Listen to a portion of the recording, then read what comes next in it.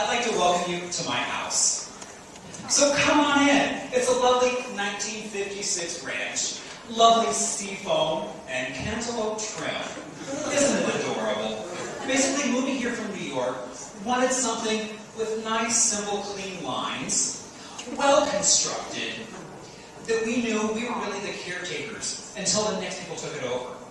The kitchen, buttered cream yellow tile on the counters. The original yellow window wall oven with no window. So to look at everything, you have to open the door and take a look and see, is it done? You'll notice the lovely push buttons inset in the wall. So here you start to see some of the clean, simple lines, but we tried to keep it as original as possible, but then we kind of cranked up the flooring, the volume on the floor a little bit. Traditional, yet non-traditional. And so then you have the lovely, again, some lovely teal wall. Here you have good art. Yes, kind of museum quality, our own version of it. And you know, and when you have good art, it's kind of like an idea. They start proliferating and start building. And so you suddenly wind up with organized chaos that seems to start taking over. Ideas that just start propagating in your mind. Where suddenly, not only is a wall covered with images, art, but now even... I'd like to welcome you to my house. So come on in. It's a lovely 1956 ranch. Lovely seafoam and cantaloupe trim. Isn't it adorable? Basically, moving here from New York, wanted something with nice, simple, clean lines, well constructed, that we knew we were really the caretakers until the next people took it over. The kitchen, buttered cream yellow tile on the counters. The original yellow window wall oven with no window. So to look at everything, you have to open the door and take a look and see, is it done? You'll notice the lovely push buttons inset in the wall. So here you start to see some of the clean, simple lines, but we tried to keep it as original as possible, but then we kind of cranked up the flooring, the volume on the floor a little bit. Traditional, yet non-traditional. And so then you have the lovely, again, some lovely teal wall. Here you have good art. Yes, kind of museum quality, our own version of it. And you know, and when we have good art, it's kind of like an idea. They start proliferating and start building. And so you suddenly wind up with organized chaos that seems to start taking over. Ideas that just start propagating in your mind. Where suddenly, not only is a wall covered with images, art, but now even a dress picked up by the pound becomes a planter for some lovely silk flowers. You have a lovely paint-by-numbers clown covered in blue fur on the frame. Because why not? The original frame we bought from a homeless man on the subway was just a little too bland. So why not ramp it up? And each of these really has a story, a connection to me in some way. Recently, I was featured on Antiques Roadshow. I was in the feedback booth. I took two objects, and not really worth anything. What a great experience. So this was one of the objects I took with me, was this lovely wind-up rabbit made out of an old coffee can. Now, Mr. Mechanical Rabbit lives next to the Emperor of Prague. Basically, the Emperor came into my life when politics here in the U.S. started going south a couple of years ago, and there was a constitutional amendment that may have made me, as a gay person, a second-class citizen. So Prague was a possible escape hatch. If things got so bad that I was fearing for my life, it was a place to go. So when you start looking at, okay, one religious icon, you have another, and another. You suddenly have a collection of religious icons. But to me, each one is also a story, completely unrelated. I mean, you'll have the big Emperor of Prague, which actually came from my partner's mother. Now, like ideas, swizzle sticks. Because, you know, if you have one, you have 100, 200. Now, you see the Ramada Inn fellow here. Basically, when purchased years ago, irrelevant. But I recently had coffee with a local sign designer who made some amazing signs here in Phoenix, who built and designed a lot inside. And yes, just like swizzle sticks, just like those icons, there are books. This is pretty much my reference house shelf. So basically, anytime I'm doing work on the house, is it closely related to the era or not? How much am I cranking up the volume? Is it to a point where you suddenly need a structure to house all these different concepts, all these different ideas, all these stories? That is my life. It's just that you start realizing this is not that far removed from all these stories, ideas, concepts, and themes that when you walk into another space called a library, that you'll find as well.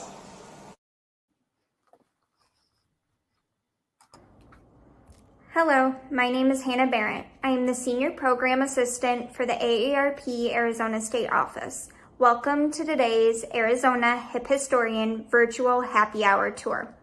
AARP is the nation's largest nonprofit, nonpartisan organization dedicated to empowering people 50 and older to choose how they live as they age. With a nationwide presence and nearly 38 million members nationwide, as well as nearly 900,000 in Arizona, AARP strengthens communities and advocates for what matters most for families. In the month of March, we will focus on savings and planning by providing specific tools and information about managing savings and debt, as well as planning for retirement. The coronavirus pandemic, high unemployment rate, and economic challenges have made this information all the more important. Visit us at www.moneymap.aarp.org for resources and information, and visit www.aarp.org/nearme to see virtual events near you. Now I'll turn it over to Marshall Shore. Well, hello, good evening. Oh my gosh, I am so happy you have all joined us this evening. Have we got so much fun coming up? Now, I know that some of you are watching us on Facebook. Some of you are watching on Twitch. Some of you are watching on YouTube, because I love the fact that not only is it on Facebook, but even people who aren't on Facebook can access this and watch it. Now, it is also archived on YouTube, so you can go back and watch this episode.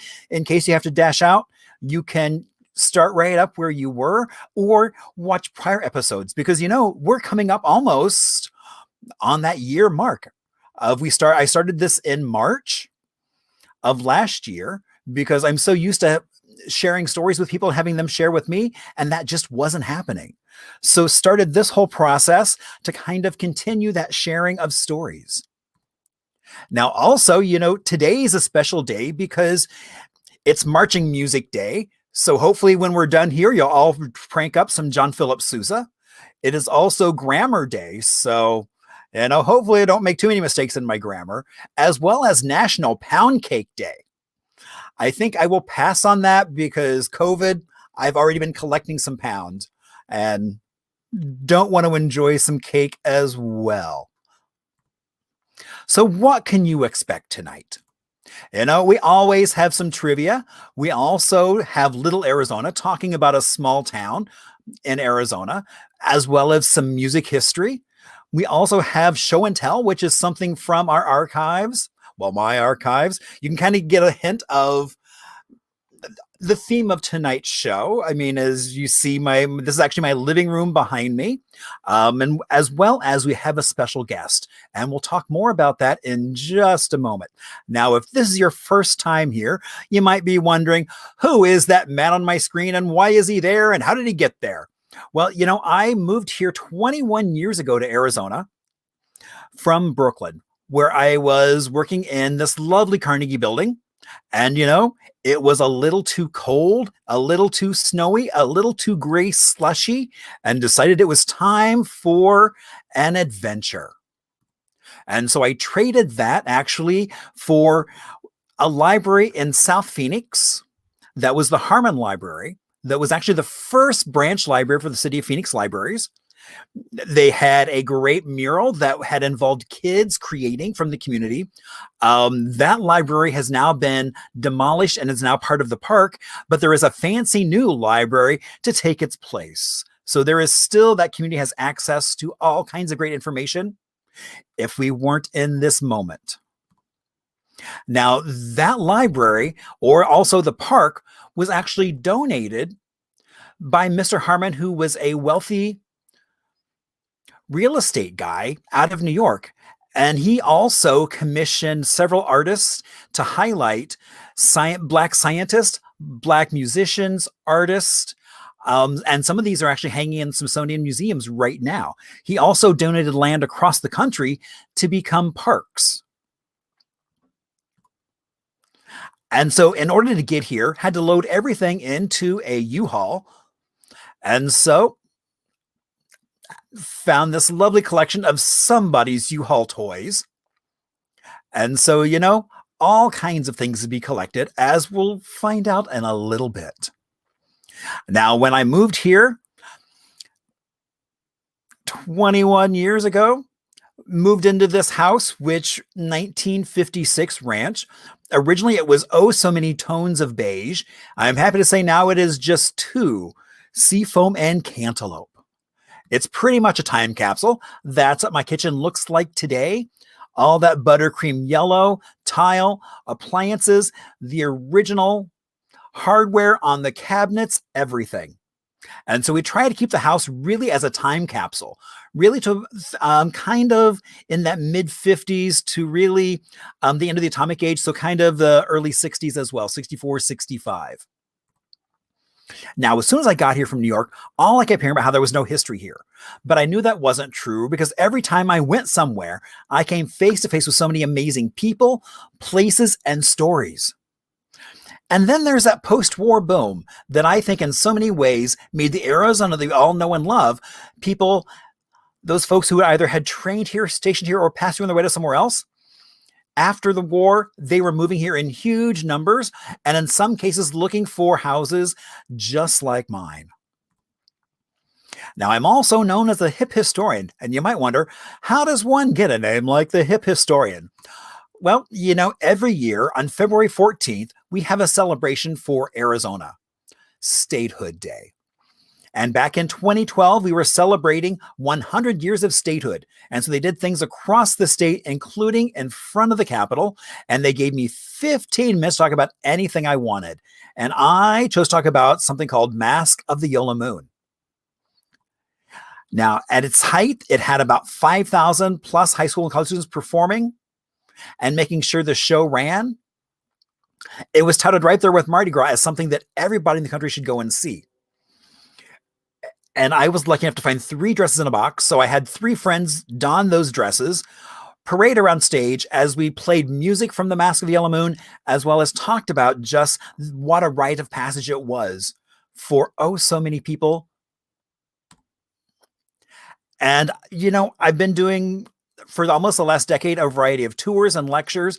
With COVID, all of that has stopped. Now we are doing mass tours, walking tours of downtown kind of haunted history.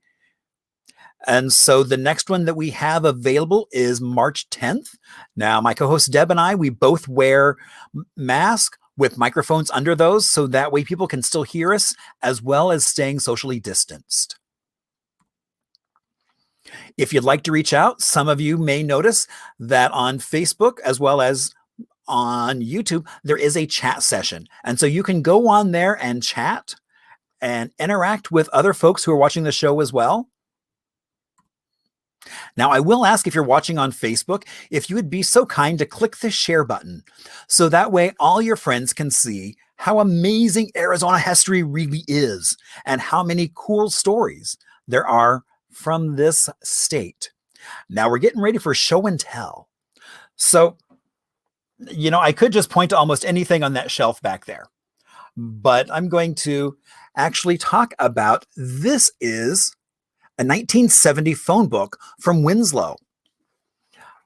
Typically, I know Burton Barr has a great collection of these. You can find some actually with the state archives, but it's a great way to just kind of track down different businesses.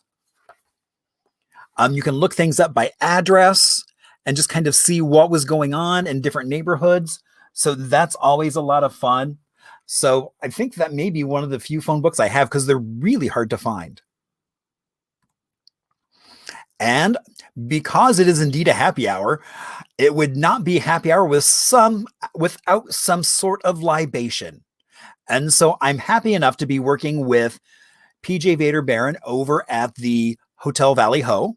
And so every week he has been creating a unique cocktail just for us.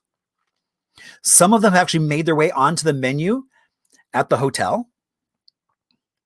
And so for tonight, he has created the View Nouveau. And so let's see. Let's bring on my silent bartender as he talks a little, as I talk about what's in this cocktail. So it's basically kind of a variation of a Voucaré, which is a classic New Orleans cocktail. So it was really he was really playing with that old new, because if you look at this, you think it might be a view that is new, but it's really old new. And so this has all kinds of great things in it. You've got an FEW rye, a Bryn Estate cask, a little Benedictine, some bitters, which he knows I love my bitters. And so he does this all. So that way I don't have to sit here and mix. I just pour it into a glass and there we go. And now I have a lovely libation to share throughout happy hour.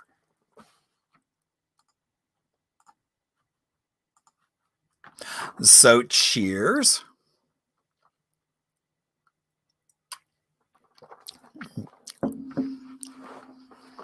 All right.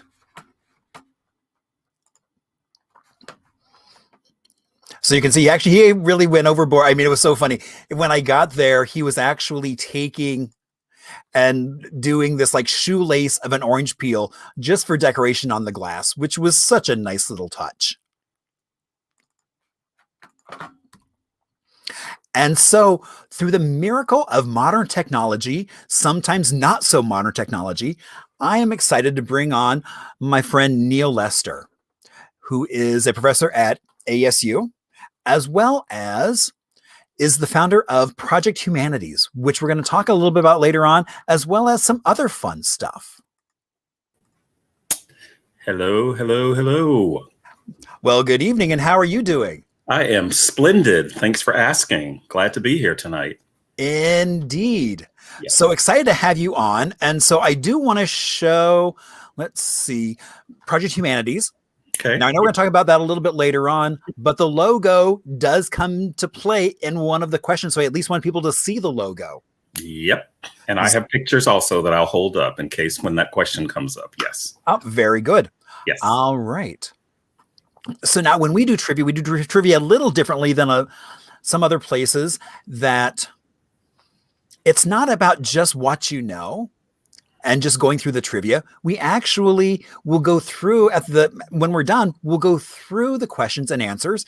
And so that way you'll know more than when you came in this evening, which I think is pretty cool. That's all about education as opposed to just what you know, now get out.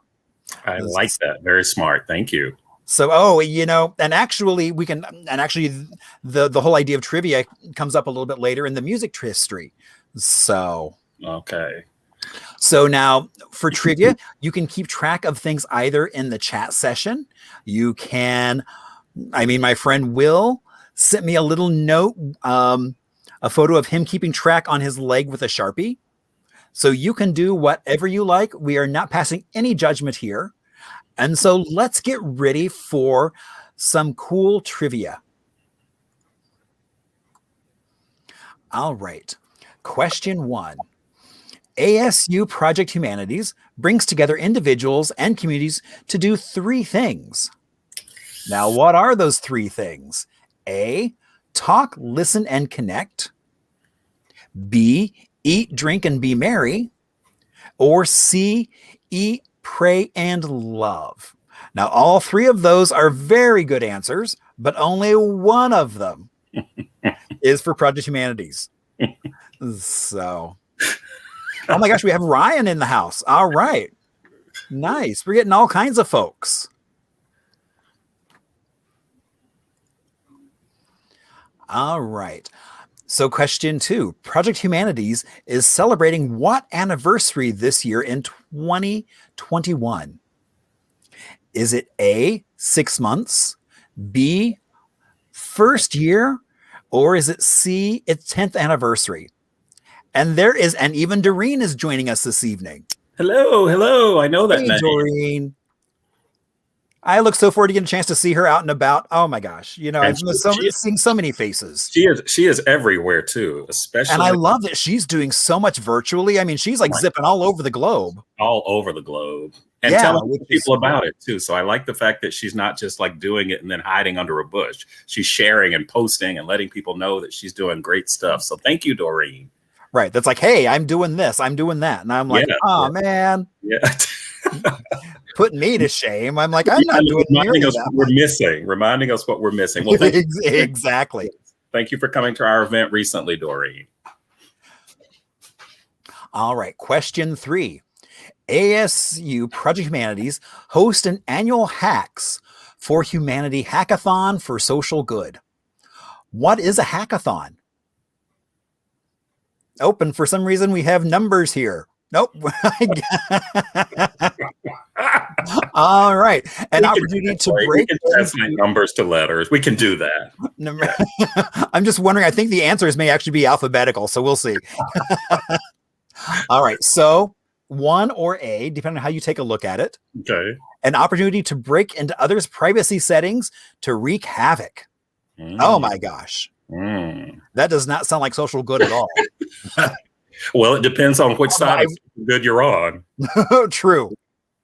All right. Question 2 or B. A 3-day multidisciplinary event that brings together techies and non-techies to create solutions to common social challenges. Or 3 or C. An award show to showcase the best and brightest kitchen knife collections. So only one of those is right. So here is your chance to figure out, what is a hackathon?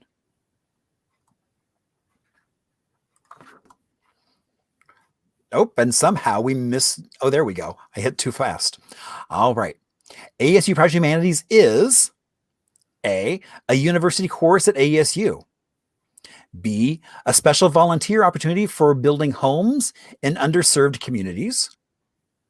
C, a multiple award-winning initiative at Arizona State University that reaches across disciplines, generations, and professions. So what do you think ASU Project Humanities is? And here we are at that kind of hump on question 5. And I guess we're back to alphabets. ASU Project. Maybe I was having too many cocktails beforehand. Maybe that was my problem. All right. So ASU Project Humanities hand graphic embodies this concept. A, how elementary school children draw the Thanksgiving hand turkey. B, we can be as separate as the fingers, yet as the hand in matters of mutual progress. From Booker T. Washington. Or C, you just have no idea why it has that logo. So just let you know, C is not a good answer. I just want to throw that out there. But it's an honest answer, though. It is an honest answer. Be an honest answer, and we do like honesty. Completely. Yes. All right. Question 6. ASU Project Humanities has created programming about what they call Humanities 101. What is Humanity 101? A course offered by many colleges like English 101, History 101, or Math 101. Is it B, a series of trainings that teach volunteers how to build small homes through Habitat for Humanity? Or C, a virtual and real toolbox of events, strategies, and programs promoting the 7 disciplines: compassion, respect, integrity, kindness, forgiveness, empathy, and self-reflection. All right, moving on to question 7. ASU Project Humanities for the past 6 years has done outreach. Has done outreach. Yeah, we got the grammar since this is grammar day. Oh, there come the grammar police. Okay, I guess. Right. Has done outreach. Yes. All right. So A, Mm-hmm. give unsheltered individuals a home. B, give unsheltered individuals a job. Or C, give unsheltered individuals some basic human kindness along with shoes, toiletries, and clothing. And on to question 8. In Project Humanities' 6 years of doing homeless outreach, the most requested item among their clients and unsheltered individuals across the country is A, toothpaste and toothbrush, B, deodorant, or C, socks. Which of those is the most requested item in homeless outreach? All right. In order to join the ASU Project Humanities effects, people need to. I think that should be efforts. I know. I was like, I think that's what I said that. And I'm like, uh-oh. Right. Efforts. Yeah. Yeah. Effective efforts. We can add. There we go. Effective efforts. Nice save. Right. Okay. A, do they need to pay $1 million up front before they even do anything? B, commit to 100 volunteer hours a week. Or C, let Project Humanities know how they will participate by sending a message to Project Humanities at asu.edu or by calling 480-727-7030. And I have a feeling there may be operators waiting for your call at this very moment, not to give an answer away, but they are standing by. In case that's the answer. In case that's the answer, exactly. So you might want to call and find out if that's the answer and get involved. All right. Question 10. What is the phrase used to describe Black memorabilia or ephemera that relates to African-American history? A, blackamoor. B, offensive. C, Black Americana. All right. While you're getting your answers kind of all ready and zhuzhed, we're going to go into a little bit of some Arizona music history. So sadly, we recently had Rich Hazelwood, who passed away, who was the owner of the Celebrity Theater. Now, this theater opened up 68 years ago. Originally in 63, it opened up as kind of a conference center, but then also quickly opened as a theater the next year and has hosted such amazing shows as George Carlin, Joe Cocker, Carol Channing, Diana Ross, Duran Duran, Sammy Davis Jr., Chris Rock, David Bowie, B.B. King, Olivia Newton-John, Etta James, Fleetwood Mac, and John Waters. Now, after extensive renovations back in 95, they actually reopened their doors. And it was this man, Rich Hazelwood, who passed away. And so his daughter will be taking over the running of the theater. Now, he also owned a little bar here in town called Hazelwood's, which was actually that was actually the first bar trivia I went to here in Arizona. And it was this long litany of questions that I bombed on. And they just said the answer was A, no discussion or anything. And I was like, well, this is no fun.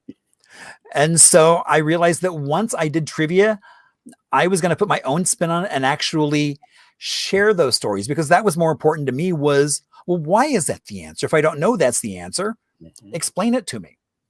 Now, one things I do love, and the Celebrity Theater is an amazing venue, and still to this day, it has a revolving stage, as well as no seat is more than 70 feet away from that stage. So it's very intimate.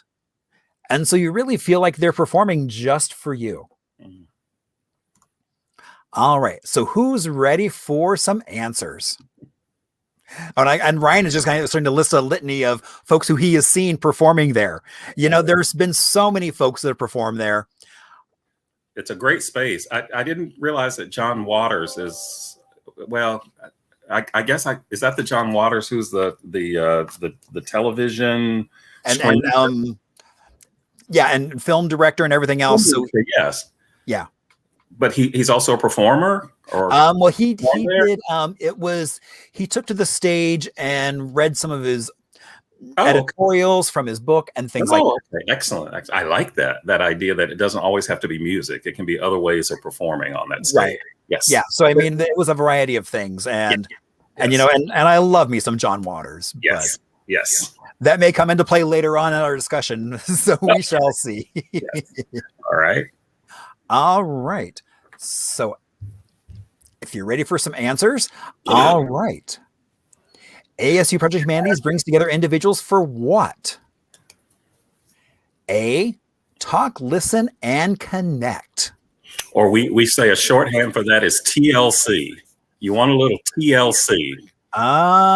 Very nice. Some tender loving care, Project Humanities, talking, listening, connecting.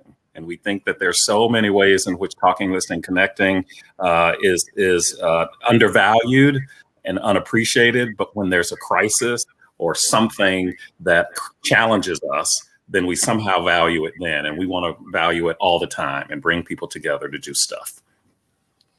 And a wide variety of things, which is great. Yes. So it's not always the same thing. No, we have world cafes around dismantling rape culture. We have symposia for high school students on cultural appropriation, cultural awareness.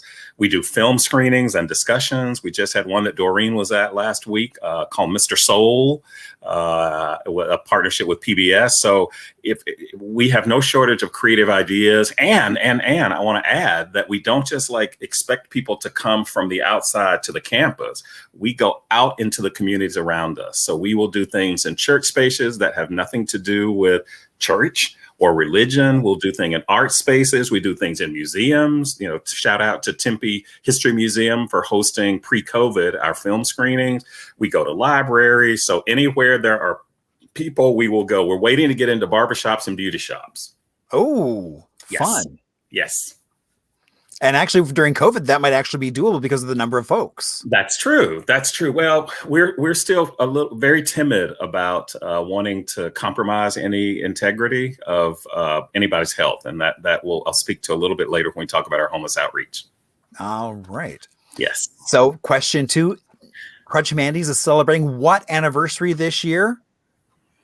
That's it. 10 years. That's pretty amazing. The big one. Well, in the big scheme of things, it's not 50, it's not 100, but in this climate where humanities more broadly is often the first thing to go on chopping blocks, that's really a good thing, because we still, as a society, haven't quite come to grips with the fact that humanities matters. We can't even define it, much less determine if it matters. Arts, people know about a performance or a production or a something, but when it comes to humanities, that's how we try to define it, as talking, listening, connecting, rather than saying, well, it's about these disciplines. And that really has been an effort to demystify and to show that you can be, you can have humanist principles no matter what your discipline is and whether or not you go to college.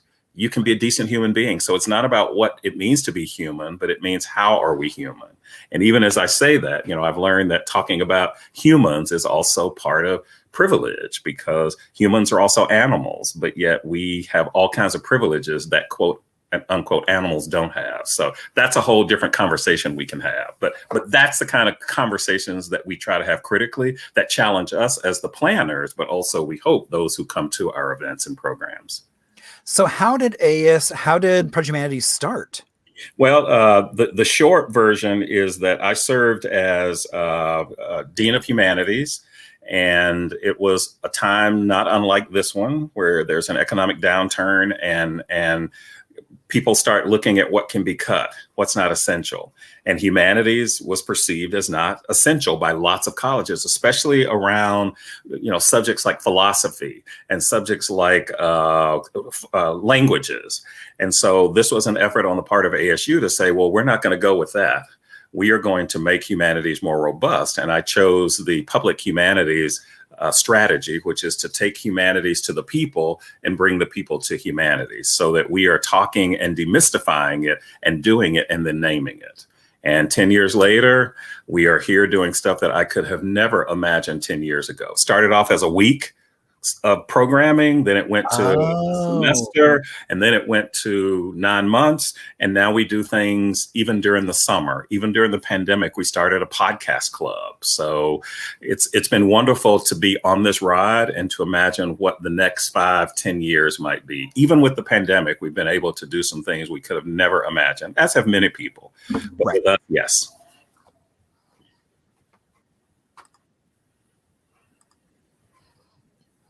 All right. So Project Humanities hosts an annual hackathon. And what is a hackathon? Yeah. And it is a 3-day multidisciplinary event that brings together techies, non-techies to create solutions to common social changes. And this will be our 8th year in 2021, and 2020, of course, we were this close to canceling it because we couldn't do it in person. It's really a lot of fun to do in person. It's bringing people together who don't necessarily know each other or work together, putting them in these random teams, and then giving them a task. And then by the end of 3 days, they come up with these products. Based on parameters that we've given them. So they do all kinds of things like a business proposal. We have workshops. We have fun things like midnight disco parties. There's lots of food. There's lots of networking. And we were really, as I said, this close to canceling it, but we decided to do it virtually. And while it wasn't exactly the same as in person, it opened up possibilities so that we had attendees from 4 states and 14 countries. And we were able to keep people there engaged for 3 days. Now, you're not glued to your screen or your laptop, but you are put in these groups, and the groups are working. And at the end of this, they all come together and present their products, and we give them great prizes that have been provided by our sponsors through sponsorships, like, through State Farm and Amazon and Silicon Valley Bank. And all of these folks have gotten involved, and we build it around something that's come up later, Humanity 101. We build it around that. And it's been wonderfully exciting. We'll do it again in October, and it will be virtual, which means that anybody across the globe can participate in it. And you don't have to be a techie. That's the thing, because people say hackathon and they immediately start saying, well, I don't do that. And I'm saying that's precisely who we want. Exactly. It's that collaboration, and you get as many eyes on the ideas you can. And what comes out is this much more faceted gemstone than went in. Yes. And it's one of those things where you could never have created that by yourself. Doesn't mean you can't create anything by yourself, but you could have never created that by yourself. Right. Especially when teams, come together. It's also a challenge because sometimes the teams don't come together. Sometimes we don't get along with family, but it's a wonderful way of looking at collaboration and networking and creating some new collaborations and new networks. It's really fun. You should consider it. And it's intergenerational, and it's from high school students all the way up to retirees. So everybody can have, and if you don't want to do the competition, you can come as a volunteer or as a mentor. It's really exciting and fun. And it's free to those who attend. Let's not forget that. And it's free, yes, for those who attend, yes. It's not free for us, we're putting it on, but it's free for those who attend. All right, so Project Humanities is C, a multiple award-winning initiative at ASU University that reaches across disciplines, generations, and professions. That's it. So it's not just about people who do languages or people who do philosophy or history or religious studies. Everybody has a place in the Project Humanities arena, and we invite people. And notice those hands there. That's a clue to one of the answers later. Yes. Well, and so from one of the hackathons, a couple of years ago, ASU did an Ignite, which Ignite is a thing where it's like, you have X number of slides that are preset and they fire. And one of the young men was talking about the hackathon and the product they thought of. Oh my gosh. Well, that's interesting you would mention that, because in our virtual one this last October, we actually had a slideshow karaoke where we did a version of that at midnight. Oh, and that is so much fun. It is tons of fun. When it was in person, we did yoga. We had lots of sponsors who did, chocolate cake night. I mean, pizza night at midnight. It's not the healthiest thing, but it was a fun thing that we do once a year. So right. I'm glad to hear that. And there are lots of hackathons. We're not the only hackathon at ASU. What we are, however, is the only humanities group that's doing a hackathon. Typically it's engineering or business. And so we are already crossing those boundaries to bring people together, to be more entrepreneurial. Right. And that's really what he was talking about, was just that process of having all these interdisciplinary folks sitting down together and looking at a problem and the changes they went through. So Oh, the stuff that has come out of that has been amazing. The very first one was, which was almost 8 years ago when we started this, was a group that considered themselves sort of the misfits because nobody wanted them on the team. So they formed their own team. And there were like 2 undergraduates ASU, and then there were 2 community people, one a professor at Phoenix College, another epidemiologist for the state, biologist, mathematician. And they created this app that allows the filtering of self-harm or suicidal tweets. And it filters it in such a way that you can connect the person who's sending that stuff out to a trained professional in hopes of saving a life. That's what we're not talking about, give me an app that can show me where the potholes are or how to find my car in a parking lot. This is about saving lives. There are others that have to do with parents who are able to communicate with their children who have attention deficit. I mean, these are things that are real things that come out of personal stories that people bring to the table or looking at what's happening in the world. Right. Yeah. All right. So Project Humanities has created programming, and they call it Humanities 101. And it is a virtual and real toolbox of event strategies and programs promoting the 7 principles of compassion, respect, integrity, kindness, forgiveness, empathy, and self-reflection. See, imagine that. I mean, in a world where these are perceived as desserts, we look at these as the menu. And people may have seen this or will. We have these magnets sort of everywhere when you come to our events. Oops, let me get it on there. And it's not a course. It's not it's a series of programs.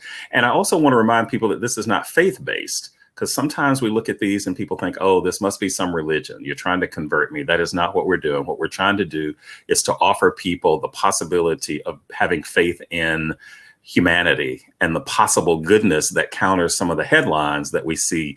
And we also want this to be a drumbeat so that we don't have to wait until there's a 9/11 or until there's a George Floyd murder or the murders that came after that to sort of recognize how these values exist in one form or another across cultures. So how can we celebrate that? How can we have a movement where people are actually consciously thinking of these principles in ways that are not just about your personal enrichment, but also if you're in an organization, is your organization practicing these principles and how it deals with customers and clients?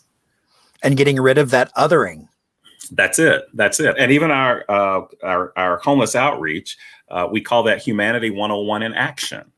We have a theme song that we're actually working through some legalities of, so that we recognize that you can't have a movement without a theme song. And I would love for those who are attending, no, you can't. You can't have the women's movement.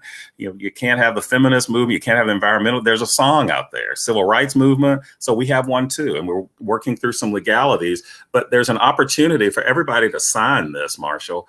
And it doesn't cost you anything except time to sign it. And I want to make sure that I leave it up there so that people can see it. You can go to our website and sign it there. And it just, and then we do a little map to see people all over the globe who have taken the pledge. That's all we're asking, because people are often saying, well, what can I do? Well, the one thing you can do is sign our pledge and then live the principles. That's what it says here. Sign the pledge, live the principles. Everybody can do that on some level. And it's interesting because they're not weighted. Some may find compassion, empathy. Dionne Warwick said, what the world needs now is love, sweet love. We could say what the world needs is a little more compassion, or a little more empathy, or some forgiveness, integrity, kindness, respect, and ultimately self-reflection. All this stuff about bias and privilege and all those things can fall under this umbrella of Humanity 101. Now, Vera points out, I may have missed a question, so I'm going to go back and see if that is indeed. I'm glad people are policing me on grammar day. Yeah, there could be worse things. Yes. Oh, indeed. Yes. So that hand graphic, the logo for Project Humanities, embodies what concept? Yes, that's it. Separate as the fingers, yet one as the hand. That's loosely borrowed from Booker T. Washington and Up From Slavery. And what we like here is that, yes, initially it had that kind of look as the Thanksgiving turkey hand, but then we added more people to it. There we go. Added more people to it. So it's people moving in a direction. And we've carried that motif through a lot of what we do, because we think that it's not as if people can't do anything by themselves. What it means is that we can be better and we can get more things done potentially when we're all on the same page. Right. So yes, one finger can lift something, but imagine having the whole hand.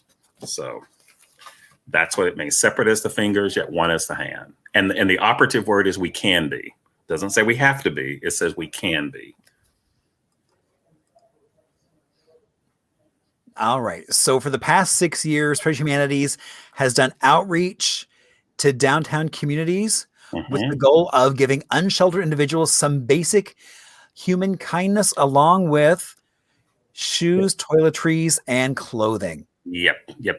And this is obviously pre-COVID, but the idea is volunteers come from all over the Valley. And we were there from 6:30 a.m. to 8:30 every other Saturday morning with about 150 to 200 clients. We are their personal shoppers, and we give them items that are sort of everyday items. We're not promising people a job. We're not promising people we can get them a house. What we can do sometimes is connect them to other organizations. So we have an expanding network of people who can provide services. We know which lane we're in, and we like to stay in that, and then just recommend that people go other places. We don't do food. Occasionally somebody will donate, granola bars, but we're not into the business of feeding people. And it's really been disheartening for us. And Doreen has been a volunteer with us. It's been disheartening that we can't go out and do it in the way that we did it pre-COVID, but it's just too easily compromising of other people's health, especially those that don't have the same options that we have, to be able to social distance. So what we are doing, however, is in our 10th year, oops, I just gave an answer away if people were listening. In our anniversary, we are continuing a modification of that. So we'll have some challenges that will still allow us to do the work, but to do it safely. Okay? Yes. And I am going to step off the screen just a second because I have other people in my house and I want to close the door so that we don't have multiple conversations going on. All right, then I'll read this one slow. You go right ahead and talk about it. Well, and this one relates to what he was just talking about, what Neal was talking about. And so in the 6 years we've been doing the homeless outreach, what is the most requested single item from their clients? And it's socks. Yes. And we are so pleased that we have a partnership with Bombas Socks. And some of you may have heard of Bombas Socks. They are really, really, really quality socks. And for every pair that they sell, they give X number of pairs to organizations doing this kind of homeless outreach. And we have been wonderfully pleased with that partnership. And that's one thing that we can always have is socks. Now, they're not always fancy socks, but they're practical socks. They are quality socks. But yes, people would think there are other things, but socks, that's the number one thing that folks are asking for. So, and that's great that you're able to, I love Bomba that you're working with them to get those out there. That's Yep. great. And there are other organizations doing it as well. And that's what we like too. Like right now, we're partnering with Arizona Jews for Justice. And they are, Oh, nice. we meet there, we meet at the warehouse in Tempe. We do our sorting, our sizing, and then we load up Austin Davis, who is a former student and a volunteer with Project Humanities Outreach. He goes down and distributes those to those clients who can more easily get that without coming together and clustering and violating any kind of social distancing. Nice. So no success without collaboration. There's that whole image of separate as the fingers. We couldn't do it, but you partner with other people who can. Exactly. Yep. All right. So people are hearing so many great things. How can they get involved with Project Humanities?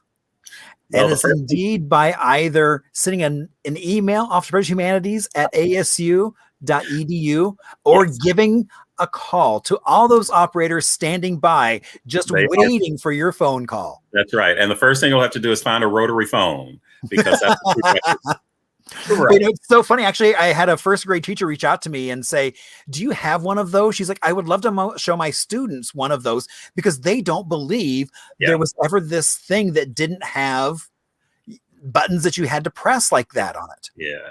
And I guess they would be very surprised if they saw phone booths now, or the phones that are on the wall that you pick up, and you probably have those. That to me would be a fascinating collection, but I'm not going in there. I've got enough stuff around me now. I'm not starting a telephone collection. But I can imagine that in typewriters. I can imagine those being exciting collectors, passions also. Well, at one point I had a vacuum cleaner collection, which those things are large. So I kind of stopped that. Okay. And I can't imagine those being on shelves. Oh, no. They take up floor space as well. Yeah, so. yeah. But they're practical, though, if they worked. Yeah. But no, typewriters just have that kind of look that feels a little cliche for English teachers and literature folks. But this notion of phones could be very interesting. Thinking about that. You might have to get another office, the adjacent office. Thinking about that. Okay. All right. Yeah. See, I am learning something. Yes. All right. Now I do have a request from Sarah that we show that information once again, so that people can write down. Yes. That Project Humanities email or that phone number. Yes. And you don't need to use a rotary phone. You can use a modern cell phone. Right. That's why they do the hackathon. So that way they've been able to connect cell phones to that number as well. Yes. The technology is amazing. And, I am one of those who looks at those and monitors them. So I'll likely be the one responding back to you. All right. Yes. And so our last question of the night: what is the phrase used to describe Black memorabilia or ephemera that relates to African-American history? C, Black Americana. Mm-hmm. And actually, it's kind of a video answer. So let me play this. This is an intro to a video that you did. Mm-hmm. And so let's roll that out. I started this collecting back in 1989, quite accidentally. I had engaged in some house hunting with my newborn and my spouse, and it was at the University of Alabama. And as our white realtor was taking us into professional neighborhoods, which was coded for white neighborhoods, I started seeing images of mammy jars and mammy figurines just sprinkled around some of those homes. And I was actually quite distracted because I was just surprised to see them, not in a kind of collection, but rather just kind of integrated into their kitchens. And that's interesting, as someone else has pointed out, is the fact that they're in these places of intimacy and regularity. But it stunned me because I hadn't seen them. And then I started to see them more often. And the more I started to see them, I started to wonder what was going on with these things in homes, not in the homes that I lived in and had lived in all my life. And I started to sort of collect them, to sort of study them. And as I started to collect them, I started to look for them. And it didn't take much to be in the Deep South to find what I was looking for. And I would find those in Goodwill stores, thrift stores, antique stores, yard sales, and the collection just expanded.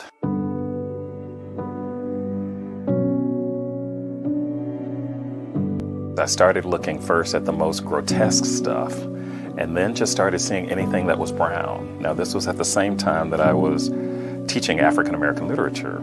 So I was always talking about representation and always talking about images. So these just became these supplements to the literary text that I was teaching as a scholar of African American literature. So I was interested initially in those grotesque things, the things that were just, to me, the most overtly grotesque, with the exaggerated lips, the black skin, the contorted bodies, the bodies being eaten by alligators or chased by tigers. Those felt to me the most grotesque. What I have since learned in being in those spaces where these items are is that not everybody sees those as grotesque. Some have asked me if I was getting those things because they were cute. And it was an opportunity to remind people that I wasn't getting them because they were cute.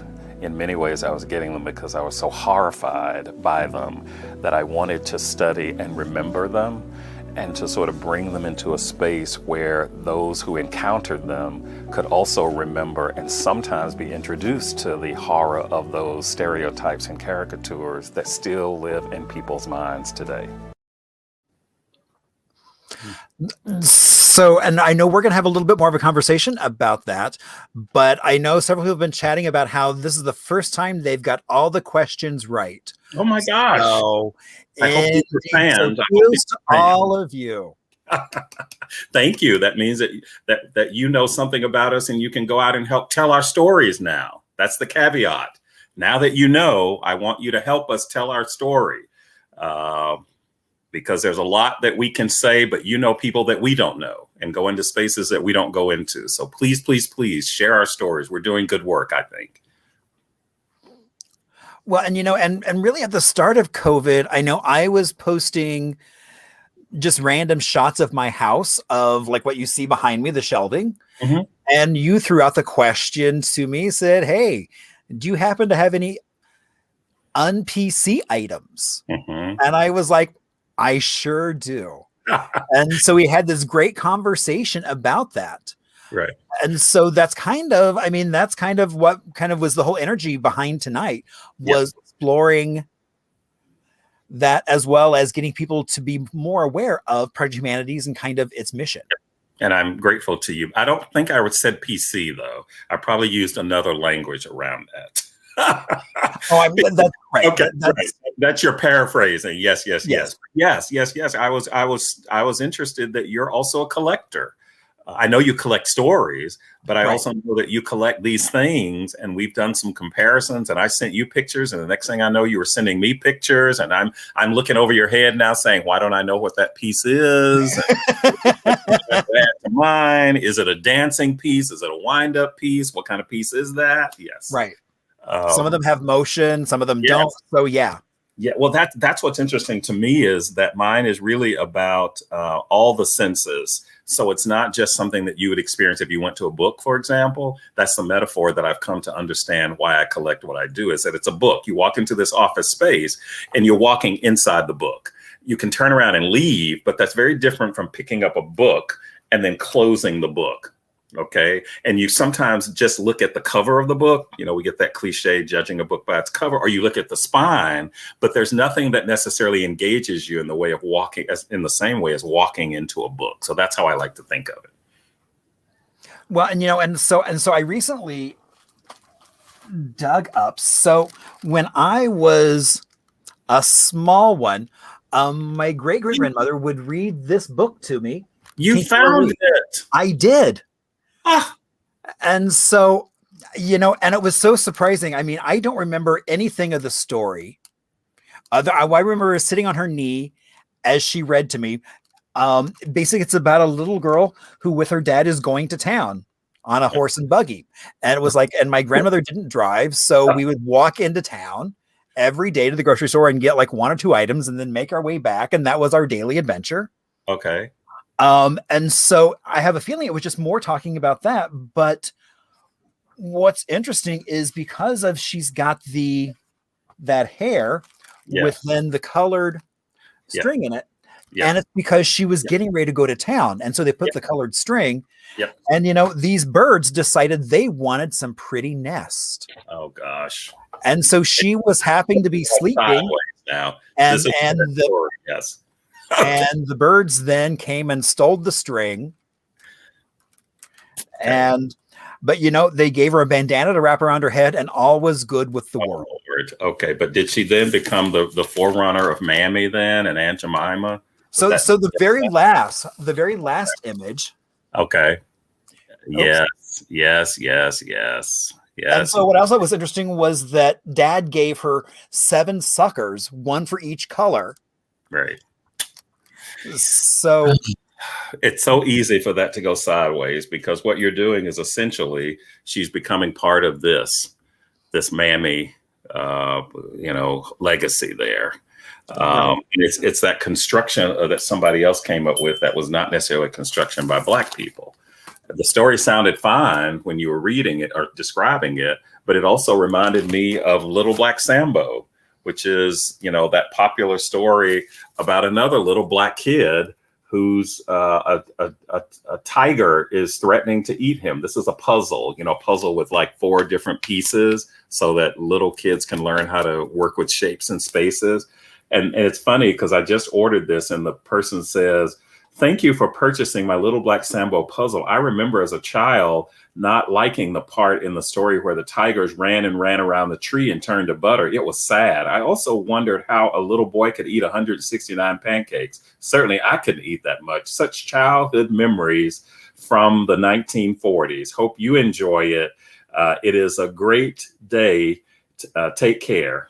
And I'm thinking, oh my goodness, if this was the only representation, and this is not necessarily the minstrel version, but it's still about little Black bodies being eaten. And one of those images there specifically was of the alligator eating the Black person. So it's hard for me, Marshall, to sort of separate that from these other representations, particularly, the birds coming at it's an attack of sorts. I mean, I'm thinking of that Hitchcock movie Birds, where imagine the trauma that the child must be experiencing if the birds are coming and getting the ribbons from her hair. But this is a letter opener that's an alligator, and you open its mouth and it's a pencil of a Black person's head. And, we talked about what people sometimes think is folklore, which is little enslaved babies being alligator bait, but then you have something like Little African here, and you get an image of an alligator chasing a little Black infant, and it's called licorice drops. So that's where this moves into the grotesque, and no matter how it started, you're right. There's nothing particularly offensive about the story until it goes into that space about connections with animals. And the images with what we call the pickaninny is kind of the image that represents. And we see that, and here Topsy, sort of like that, this Topsy. I'm having a problem finding your camera here. This is a new skill for me. Okay, that's Topsy. But then they're also in the dolls. Let me show you. Here's another one. That's kind of what she looks like, isn't it? Yeah, very exactly like that. That's what she looks like. And this was not perceived as attractive, though. I mean, look at this. And you've got so many of them. This was making fun of. And, Julie Garland was in blackface a lot. And I want to say in Everybody Sings, she's like scratching and she's in blackface and the hair is all messed up. Not messed up. It's all repeating of this. And the people in the show are just exclaiming about what great entertainment that is. And that's a whole blackface tradition of the late 1800s and 19. Right. That whole menstrual tradition. Yep. And, yeah. I'm curious though, with you, when you see pieces like that, what's the response that you get around you as a person who's not of color? I've actually had visitors in my house call me a racist because of what I have, without asking the question why. Right. Well, and the fact that it's like, I view my house as a collection. Right. It's And yours would be different. Yours would be different than walking into these spaces where we're looking for a house to buy. Yours, you clearly have a collection there. This was not a collection. These were sprinkled about in ways that you might put a vase or, a bowl of fruit. That's not a collection. That's part of the decor. So that would be my sense. But I can imagine, history is inscribed upon our bodies. And sometimes, all the time, the history is bigger than we are. So I can collect these and have them in my office in ways that I suspect you could not have them in your office without somebody somehow questioning your racial integrity and authenticity. Right. I mean, and the flip side is I also have a variety of other things. I mean, it's like we have the religious kit shelf. Yes. As well as, I mean, it's like, kind of the philosophy is it's like anything kind of in that time period. I'm really in that 50s, 60s of those marginalized communities. I mean, I have anti-gay, I have a stereotypical, one thing is I have the little Chinese kissing dolls. Right. Let me see. That. Okay. That they're magnets. Yeah. Okay. And so, and just redid the bedroom in chinoiserie mod. So there's an entire shelf of things like that. Right. Well, it's interesting to me, as I was telling you before we went on, that, my collection, because I do work in privilege and bias, is not just about race, though. And this was a piece that I just discovered that I had, because sometimes people think we're one note folks. My one note is I collect stuff. But this has been interesting to me because I do stuff on privilege and bias and the ways in which women are devalued in ways that men are not as we age. And this one is such a stereotype that you can't find this now. But let's see if you can listen to some of this. Mother-in-law, mother-in-law, the worst person I know. That really hurts. Mother-in-law, oh, she worried me so. I worried you. Mother-in-law, if she leave us alone, girl, I got to have a happy home. Wow. How I wish that she would go. Now, and here's one thing that she says, listen. Blah, blah, blah, blah, blah. Are you listening to me?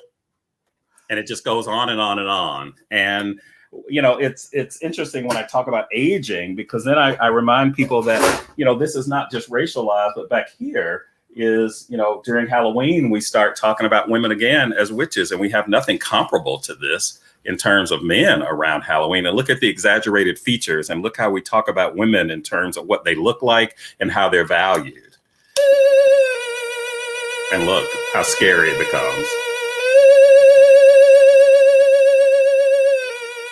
Yeah, and you're right. There really is no male counterpart is as hideous. And think about that in terms of Mother Goose, and all those nursery rhymes about old Mother Hubbard, and we talk about old wives' tales, and the whole, beauty industry is built primarily toward targeting women and white women in particular, because, with anti-aging things. So my collection is not just about race, but it's intersectional, so that we're talking about aging, we're talking about gender, we're talking about heteronormativity, we're talking beauty standards, we're talking about all of that. Here's a piece that I got from Goodwill that I use, and it's called The Queen of Austin. And it really is about the fact that identity is not just in what you look like and what you wear. So Leslie has all kinds of clothes. Indeed. And, yes. And this is the Queen of Austin. And I've got a doll over there that's a transgender doll or non-binary dolls, so that you could dress them in any kind of clothes. So I think this is, when people are asking, well, how do you talk to children? There are all kinds of ways we can talk about children, because children are aware of difference, and that's not necessarily a bad thing.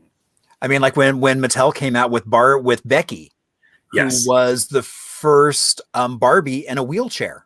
Yes. And I found that. Oh my gosh. I ran to FAO Schwartz and bought that sucker. Yes. Well, what was interesting to me is I watched it because I couldn't find any.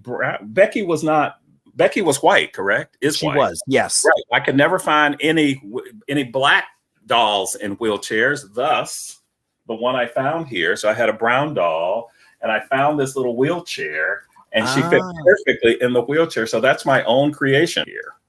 Nice. Who Who knew? Who knew? So I love the fact that there's an intersectionality going on, so that we're not just, nothing is just raced. It's race and, and those little wind-up things that I mentioned earlier, I've been fascinated that they were all men. I don't know if you've witnessed that too, these little wind-up dancing coons. Oh. They're mostly men. Right, and even the banks and things. Yes, that's right. So I don't know what's going on with that, and it's not just a black man. I'm also finding that, I guess this is supposed to be African, these drummers.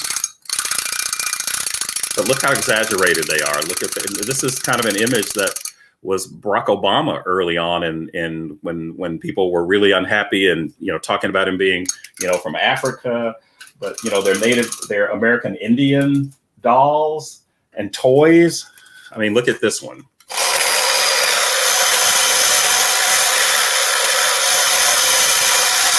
Because you can't possibly be Native American without a feather.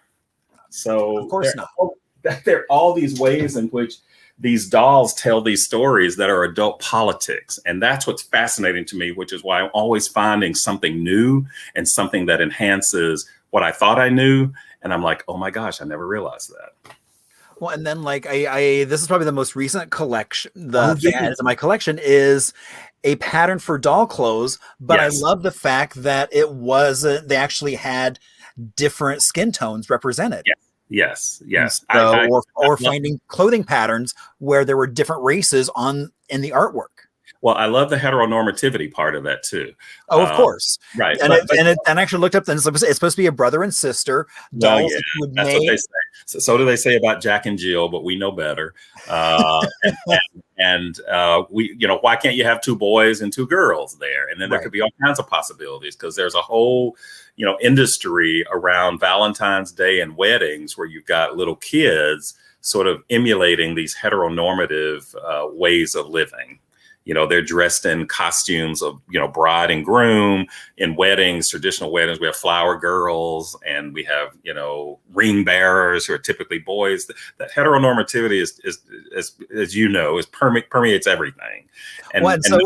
What I didn't go into, so I have several of the Chinese kissing dolls, and some of the magnets have been swapped so that way you can have kissing same-sex couples. Oh wow! So I actually had to break up a couple to find this couple. So create that then. Right. So so it's putting a modern spin on those things. Yes, that's right. Well, it's interesting because when I talk about this, books typically aren't. Books are sort of you sort of experience them by touching them. You may smell them, but you touch them and then you read them.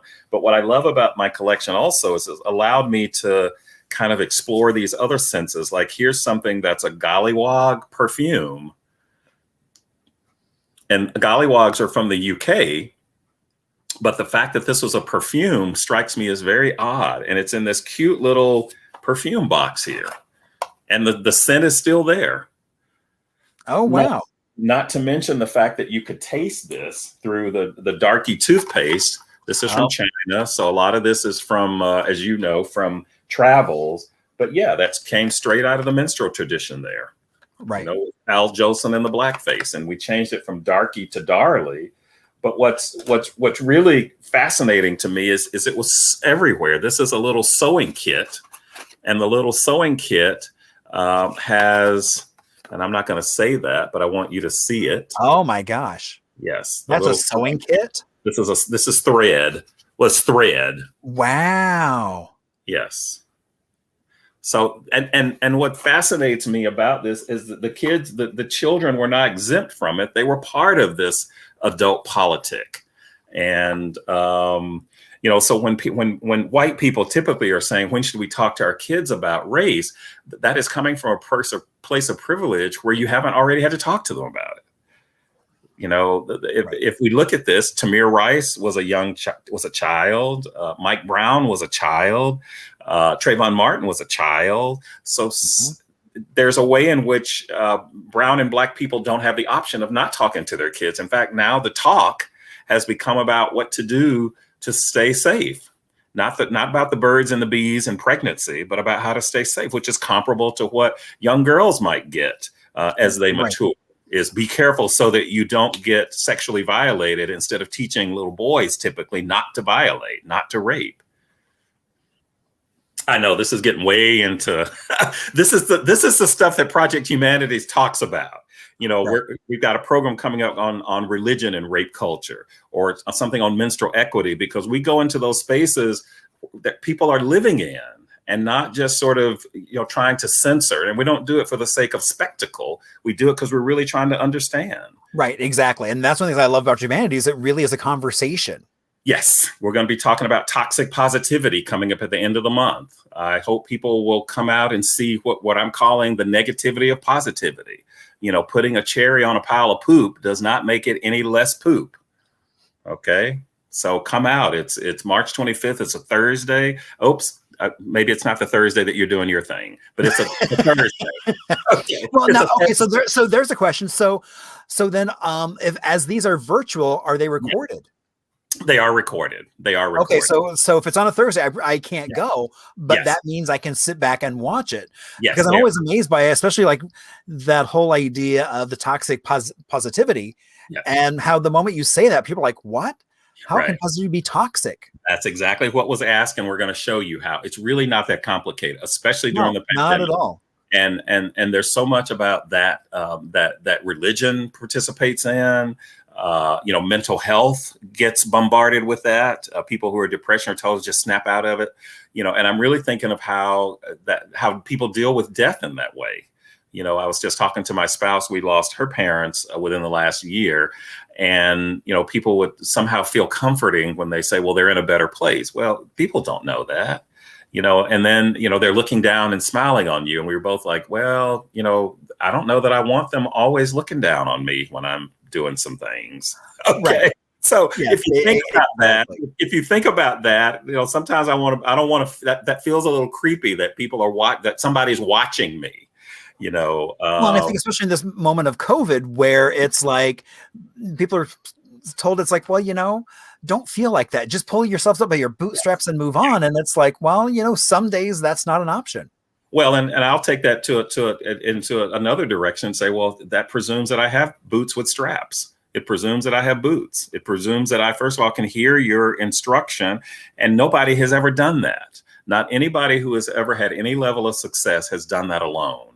That Right. success is because they've had a network of stuff, which is why the homeless outreach is so personal, because it really reminds me of the vulnerability that we all have.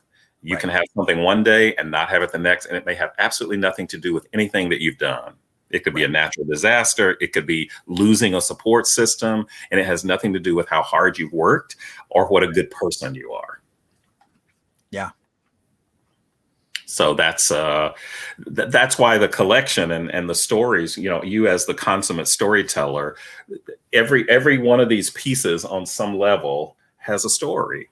Right. And what I love, and I say this in the video, is that it's not just me collecting it, it's other people have started to contribute to that. So students, people who travel, the fact that when I travel, I start saying, well, what is the story of anti-Blackness that manifests itself in Costa Rica or Panama or Taiwan or Pakistan? And that to me becomes research stuff.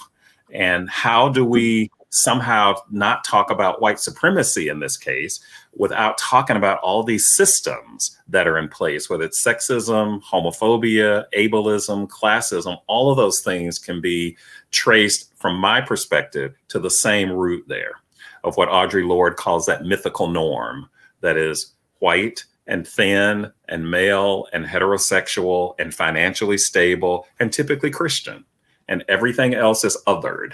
So if you're in that, and all we have to do is look at our own US history and see all of those presidents, minus one, have mostly fit that. And up until this year or last year, all of the vice presidents fit that too. Right. Exactly. That's what I'm saying. At least as far as we know. Right. Yeah. So I want to ask you about a piece that I see over your head. Is that a moving piece or is it a still piece on your top shelf? So Yes. Nope. Go the other way. Go the other way. There. Go on go over the other way. Nope, the other way. The other way. Oh, the other way. Yep. Yep. So one of those pieces that's right there, it's got a hat on it. Yes. The tall piece. It's a booze bottle. Yeah. What is that? It's a hillbilly booze bottle. Oh, okay. Wow.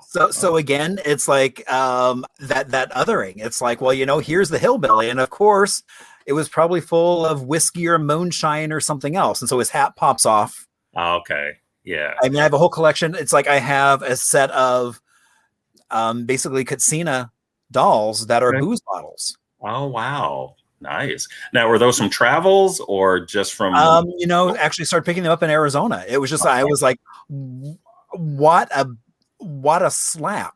Right. Yeah. Well, that's why I started, not why, but that's one of the reasons that my collection moves beyond just Black people. There's some pretty obnoxious things about Mexicans. This is called a Carlos, the dancing cactus.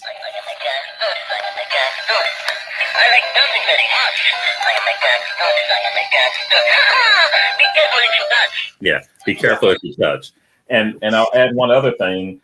Over the holidays, I heard the story of Black Pete in Amsterdam, and Black Pete is sort of the helper of Santa Claus.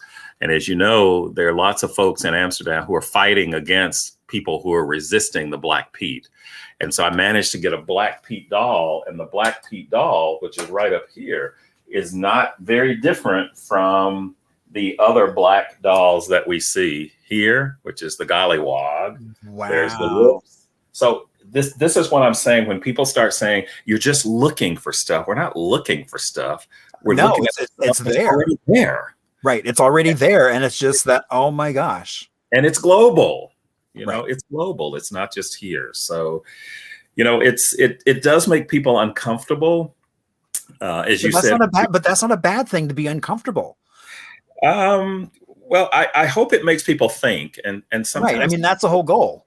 Yeah. I sometimes education isn't the most comfortable thing, but I've been called out on stuff, and I'm not talking about called in, but called out on stuff. And I've actually thought about it and actually have grown for that. But, I'm still fighting this battle with, trying to remind people that when we're talking about anti-racism, we're talking about this stuff too. Right. The mascots, and I'm learning about that. But I'm just distressed when I see these, images that are just so dehumanizing. Right. And some people who just refuse to even think about them. It's like, is it possible that could be problematic? Right. So I don't know if you're, do you have people come in and look at your collection, or, do you do tours? No, actually it was a sister-in-law who was visiting and was like, you have all this stuff. Why do you have all this stuff? Right. And it didn't evolve into this, why do you have this stuff? It was just like, you have this stuff. That felt like it was this anger right there. And it's like, well, actually you should ask the question, why? Right. Because I'm happy. Let's sit down, let's talk about why I have this stuff. I could easily get rid of it all in the collection. Right. But there's also that element of that, again, that storytelling, as if it's not there, then people forget. Right. Well, these things were acceptable. Right. I think we also have to remind people that the past is the present. There are ways in which people somehow want to put the present in a box and tuck it in the back of a closet and think that it will never be there until you pull it out. And what this reminds me of is that the past is the present. We can look at television shows and still see these images. Remember, we just took Uncle Ben and Aunt Jemima off the shelf. Right. So that's been this cycle of racial justice. And Land O'Lakes butter. And Land O'Lakes butter, yes. So the past to me is the present, and it's the future if we don't learn from the past. And so I'm often getting requests from folks to come in and say, well, where do we go from here? And my response to that is, before we try to figure out where we go from here, let's figure out how we got here. Right. And that means in order to go forward, we have to look back. And the looking back is what people don't always want to do. And I can tell you from my encounters in therapy sessions about one thing or another, that's one of the things that is often a strategy, is to try to figure out how you got here. I have a height anxiety and going over bridges. And so I've sought counseling over the years, and it was always about, let's go back to figure out when you had that first experience and what was happening during that time. And it helps me understand now when I encounter an overpass or a bridge, I start thinking about the past. Well, when I've gone over this bridge before, nothing really happened. So why am I imagining that something will happen? So there's a way in which the past is very helpful in terms of dealing with the present. And it's not something that we have to box up and pretend that we can stuff away, because memories come back, experiences come back, no matter how neatly tied up they are and taped up in a box. Indeed. Yes. So thank you so much for doing this. I've been looking forward to this since I think we scheduled this. Well, thank you for being flexible when I had to change the date. No worries. Happy to be. And I still, at some point when COVID is behind us, would love to come and see your I'm inviting myself to see your. Oh, and yes, exactly. You have an open invite. Up close and personal. And at some point, I'd also like to visit your vendor station and see what's there, because your collection could be my collection too. And indeed, that's half fun of having a booth, is it goes away. Yes. By somebody who loves it as much as I did. And now it's finding a whole new lease on life and more stories added to it. That's right. I like that. And I'm glad you have that talent, because I haven't cultivated that yet. Being able to give things up. And they have a name for that. But I also thank you for sharing when you went to an estate sale. I regret that I wasn't able to go and to see that. But please, if you see something else that you think could supplement, enhance, let me know. And I will, to the extent that I can, dart out and try to find it. Because it really is about teaching, and it's about educating myself as well. Indeed. So again, thank you so much for having this discussion. Thank you for indulging me. I mean, this was very familiar. So thank you for what you do. Continue your storytelling, because everybody has a story, and you are the ultimate storyteller and collector. So thank you so much for inviting me. All right. So Neal, thank you so much, and have a great rest of your night. Thank you. All right. So now you might have wondered at the beginning, should I click on share? This was such a fascinating discussion. And so I'm so glad that we did this. So now we get to one of my favorite, well, they're all my favorite parts. So I can't, it's like kind of like, which children do you like the best? So Little Arizona. So pre-COVID, I was supposed to be working on a book, which I didn't really do. But then during COVID, they pulled the book. And I think the book is now back on, called Little Arizona, looking at small towns across Arizona. And so tonight we are going to talk a little bit about Randolph, Arizona. Let's see. Let's make that a little bit bigger so people can see. So it was founded back in 1925. As of last census, it had a population of just under 12,000 people. Now, with this current numeration of folks, it actually was not included as a separate place.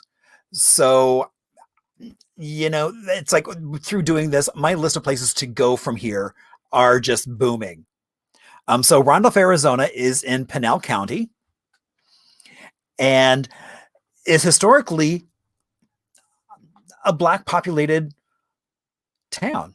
It's about 15 miles north of Picacho, near Casa Grande, and it was named Randolph for the vice president and general manager of Southern Pacific Rail. And as we've talked about some of the other towns that are historically Black in Arizona, here you have Randolph. One of the things they had issues with was getting things like clean water, which didn't, and even though it was founded in 25, they didn't have their own well until the mid 60s. Now, old folks would say that Randolph used to be quite the place with small businesses, a post office, a nightlife. And it was with enough cotton fields around it to give those folks economic stability and hope for the future. But as of now, those stores are gone. The post office closed. And really, that started happening when the mechanical cotton pickers came along and started displacing folks.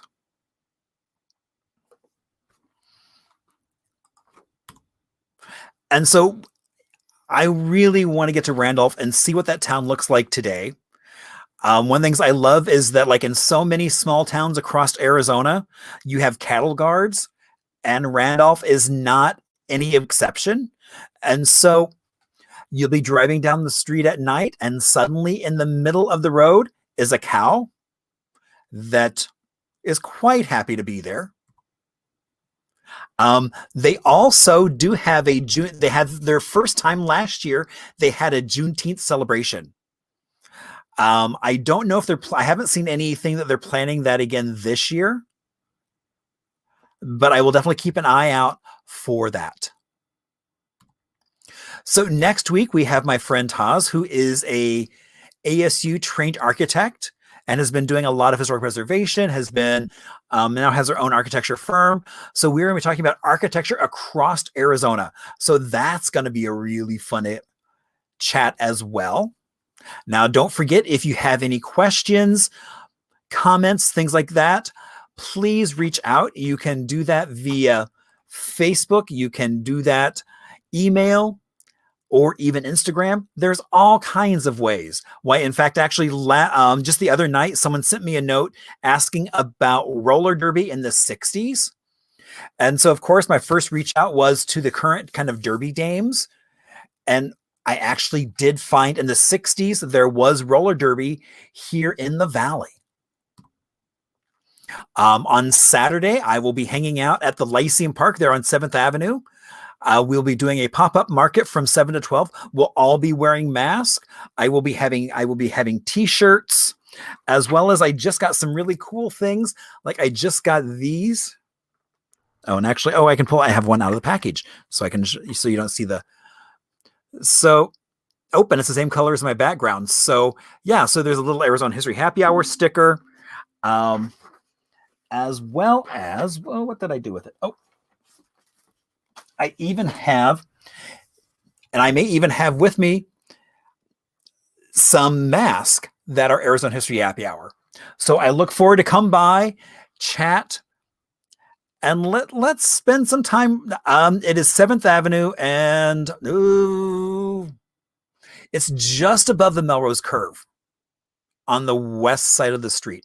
I don't remember what the cross street is for that. But if you look at Thunderbird Lounge, it's in that park that's connected to them. So we'll be having lots of fun there. Also coming up in this month, we are going to be doing with the City of Phoenix, as well as South Mountain Storytelling Institute. We will be doing LGBTQ storytelling project, getting people to start sharing their stories. As well as, don't forget, on Saturday, April 10th, we have a walking history tour coming up of downtown Phoenix. And as we get ready to say goodnight, thank you all so much for joining us. And I want to give a huge shout out to Dr. Lester. Oh my gosh, that was such a great conversation. So again, thank you all for joining us this evening. Have a great rest of your night. As we get ready to say good evening, you'll be seeing a little bit of found film footage from Arizona in the 50s, as well as my friend Brian O'Neill, who has Mr. Ho's Orchestratica, grew up in Sunny Slope and is now based on the East Coast with his full orchestra going on. So thank you all so much and have a great rest of your night.